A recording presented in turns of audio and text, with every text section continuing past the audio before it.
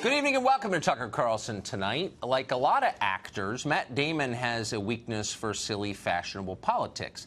But otherwise, he seems like a decent enough guy, certainly by the standards of the world he lives in a business where stars often behave like demanding children, a place where Harvey Weinstein was long considered a moral leader. Matt Damon stands out. He's apparently well-liked by just about everybody he deals with. He gives generously to charity. He's been married to the same woman for 12 years. They're raising 4 daughters. No one's ever even accused him of sexual misconduct, but suddenly that doesn't matter. Matt Damon's career is now in jeopardy. More than 20,000 people have signed a petition calling for producers to cut Damon from his latest film. That movie's already been shot, but the petition demands that any evidence of his voice or image be removed from the film in the editing booth. Other people are saying Damon ought to be denied future film roles, and he may well be denied those roles. What exactly did Matt Damon do to so thoroughly destroy his reputation in such short a time? Well, last week, he gave an interview to ABC News about the wave of sex scandals in Hollywood. No, he didn't defend sexual harassment in that interview. He didn't suggest the accusers are lying. He didn't say anything remotely like that, though you'd never know it from the coverage, which in some cases omits any of Damon's direct quotes. So we'll let you decide for yourself what you think of Matt Damon's views. Here's what he actually said to ABC News. I do believe that there's a spectrum of behavior, right? And we're going to have to figure out like what, you know, there's a difference between, you know, patting someone on the butt and rape or child molestation, right? Both of those behaviors need to be confronted and eradicated without question, but they shouldn't be conflated. Damon went on to say this: we live in this culture of outrage and injury, and we're going to have to correct enough to go, wait a minute, none of us came here perfect. We're in this moment, we're at the moment, and I hope it doesn't stay this way. The clearer signal to men and to younger people is deny it, because if you take responsibility for what you did, your life's going to get ruined. All of that behavior needs to be confronted, but there is a continuum. And on this end of the continuum, where you have rape and child molestation or whatever, you know, that's prison. That's criminal behavior, and it needs to be dealt with that way. The other stuff is kind of shameful and gross. I don't know Louis C.K. I've never met him. I'm a fan of his, but I don't imagine he's going to do those things again. You know what I mean? I imagine the price that he has paid at this point is so beyond anything that I just think we have to start delineating between what these behaviors are. End quote. There it is. Now, there are a couple of incomplete thoughts in there. There's a line or two your average publicist would advise you against expressing in public. But ask yourself, and be honest, how much of that do you actually disagree with? How much is hateful or immoral or otherwise beyond the pale? None of it? Exactly. There's not a single sentiment in that entire paragraph that's not defensible or that 90% of the American population would find over the top or outrageous. It's all within bounds, or it would have been last year. But because a handful of Twitter users don't like it, the rest of us have to pretend that Matt Damon is somehow guilty of something awful. And if we don't pretend, we may ourselves be seen as collaborators of whatever crimes he supposedly committed and forced to share his punishment. It's terrifying and it's corrupting. This is how reason dies. We're watching it happen. Most of us are too afraid to say anything about it as it happens. Meanwhile, the least reasonable, most extreme voices get louder by the hour. Yesterday, actress Rose McGowan ordered the media to stop using the word alleged when describing claims of sexual misconduct. In other words, everyone accused is guilty. If you deny that, you're guilty too. Weirdly, almost nobody in the media pushed back against Rose McGowan's demand. Before long, they may have to obey her. She has nearly 1 million Twitter followers. She's calling the shots.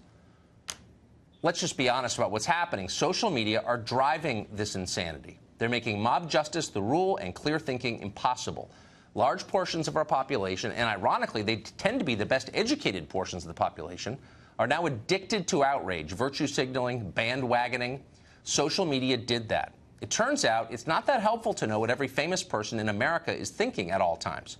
It just makes us all crazy and less content.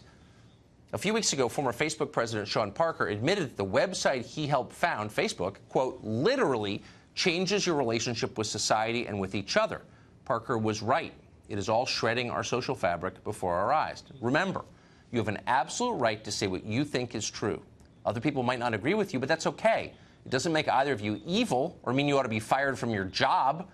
It just means you disagree. That has always been true. It was true before smartphones, and no matter what they say on Twitter, it's true now. Joining us now, radio show host Tammy Bruce. So, Tammy, I never thought that I would defend Matt Damon, and I'm not actually really defending Matt Damon. I'm just defending the proposition that you can say something that other people disagree with without being fired for it, and we seem to have lost that.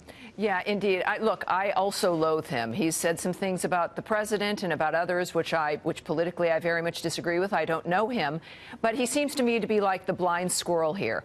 Every now and then you find a nut, and he's found one because he's right, and you're absolutely right in your assessment leading into this. But as a feminist, here's also what I see in this regard, and I've been arguing from the beginning here that we need to be careful. As I saw the attempt to conflate guys being jerks with guys who are actual predators. Yeah. And the women involved in this and the people on the left argue that, well, we don't want him and others to trivialize these serious allegations. But you know what really trivializes them, Tucker, is when you do compare a man, let's say, calling you beautiful as you walk down the hallway, or maybe rubbing your back, with an act of rape. That trivializes those survivors, what they've been through. And I think that, as most people understand that, as we listened to, as you read what Matt Damon said, and this is now our challenge, because this is what the left always does. They use a serious issue that we know it has to be dealt with, and then write it, and then abuse it. They go too far. It's like the French Revolution. People begin to do things simply because they can, and they use it for revenge or because they can't stop their rage, and then everybody's going to have to pay. Jodie Foster, I think, said, I saw a headline the other day, that every man over the age of 30 is somewhat culpable for the sexual harassment we now face. I have found in my life it's been men who have been most helpful and the most decent to me, with women not necessarily being so. So this is an issue of behavior. It's not an issue about men or sex, even, as we know. It's about control. And I think that unless we get a handle on this and have an honest conversation, you're going to have the left once again shredding an important issue like sexual harassment and sexual assault, because they don't know, they have no boundary of what's important, and then conflating everything and then just simply vomiting their rage out on everyone. Exactly. And it diminishes the experience of people who really have suffered. I mean, if you lost your legs in an IED and I closed my hand in a car door, and I say to you, we both kind of suffered in the same way, you would say, no, actually, I have my legs blown off. You broke a finger. They're not the same. Yeah. And look, there are different things in the workplace and the seriousness. Workplaces clearly are dealing with that.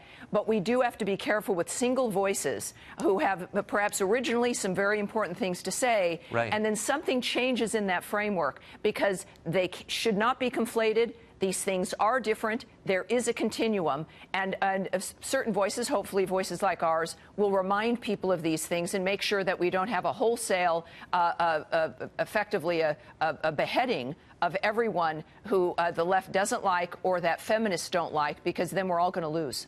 That's exactly right. Let reasonable people speak. Tammy, you are a reasonable person. Thank you. Thank you, sir, for doing that. Appreciate it.